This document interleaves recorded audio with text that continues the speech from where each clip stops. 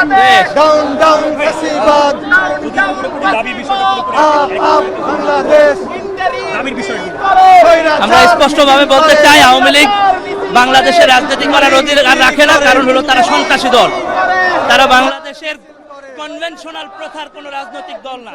গত 16 বছর ধরে এবং এরও আগে স্বাধীনতার পরে আওয়ামী লীগের যে রাজনীতি আমরা দেখেছি সেটা মূলত সন্ত্রাসী রাজনীতি, ফ্যাসিবাদী রাজনীতি, যেটা এই জাতি এবং এই দেশের মানুষ ঘৃণা করে প্রত্যাখ্যান করেছে। সেই জায়গা থেকে আমরা দেখছি আওয়ামী লীগ আবারও সেই ফ্যাসিবাদী রাজনীতিকে ফেরানোর আশায় রাজপথে মিছিল করছে।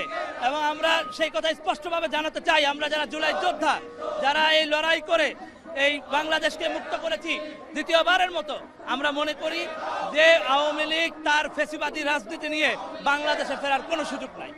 আচ্ছা, বাংলাদেশের কোনো এক্সিস্টিং কোনো দল যদি আওয়ামী লীগের রাজনীতিতে তাদেরকে সাপোর্ট করে, কিন্তু আমরা বিগত সময় দেখেছি যে নমনীয় একটা মনোভাব ছিল কিছু। আমরা এই ব্যাপারে তীব্র প্রতিবাদ জানাই। আমরা মনে করি বাংলাদেশের সমস্ত রাজনৈতিক দল যারা ফ্যাসিবাদ বিরোধী ছিল সবাই সাফারার, ফ্যাসিবাদের সাফারার তো সবাই।